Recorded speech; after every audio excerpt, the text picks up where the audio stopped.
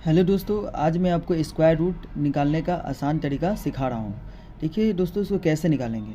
आप पहले देखेंगे यहाँ पे दोस्तों कि एक का स्क्वायर कर रहे तो एक हो रहा है, दो का स्क्वायर कर रहे तो चार हो रहा है, तीन का स्क्वायर कर रहे तो नौ हो रहा है, चार का स्क्वायर कर रहे तो 16 हो रहा है, पाँच का स्क्वायर कर रहे तो 25 हो रहा है, छः का स्क्वायर कर रहे तो 36 हो रहा है, सात का स्क्वायर कर रहे तो 49 हो रहा है, आठ का स्क्वायर कर रहे तो 64 हो रहा है, नौ का स्क्वायर कर रहे तो 81 हो रहा है, 10 का स्क्वायर कर रहे तो 100 हो रहा है। कहने का मतलब हुआ कि अगर हम एक का स्क्वायर करेंगे तो यूनिट डिजिट क्या होगा, एक होगा, इसलिए हम एक को एक लिख सकते हैं। दो का स्क्वायर करें तो इसका यूनिट डिजिट क्या होगा, चार होगा, तो दो का हम क्या लिख सकते हैं, दो का हम क्या लिख सकते हैं, चार, चार का क्या लिख सकते हैं, दो।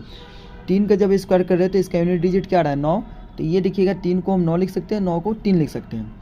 जब हम चार का स्क्वायर कर रहे थे इसका यूनिट डिजिट क्या आ रहा है, छः आ रहा है, तो चार को क्या लिख सकते हैं, छः, छः को क्या लिख सकते हैं, चार। जब पाँच का स्क्वायर कर रहे थे इसका यूनिट डिजिट क्या आ रहा है, पाँच, तो पाँच को हम पाँच लिख सकते हैं।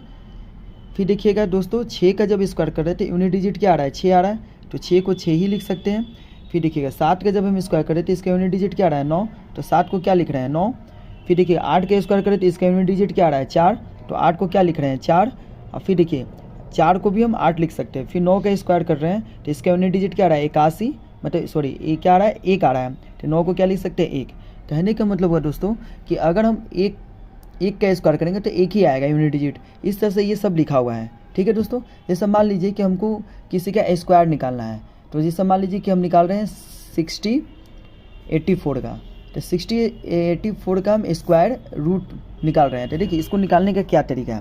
कहने का मतलब हुआ कि यहाँ पे जब स्क्वायर निकाल रहे हैं तो यहाँ दो नंबर लेंगे, तो पीछे से कितना नंबर, दो नंबर को लेंगे। तो पीछे से जब दो नंबर लेंगे तो लास्ट इस नंबर का ये देखेंगे कि यूनिट डिजिट क्या है, तो चार है, क्या है, चार है। तो चार को हम क्या लिख सकते थे, देखिए दोस्तों चार को यहाँ क्या लिख रहा है, दो लिख रहा है, और चार को यहाँ क्या लिख रहा है, आठ लिख रहा है। तो हम चार को यहाँ क्या लिख सकते हैं, दो और आठ लिख सकते हैं। क्या लिख सकते हैं, दो और आठ लिख सकते हैं। अब देखिएगा अब जो कौन संख्या बच गया, अब 60 बच गया। तो 60 हम ये देखेंगे कि किस किस संख्या के स्क्वायर के बीच में आएगा।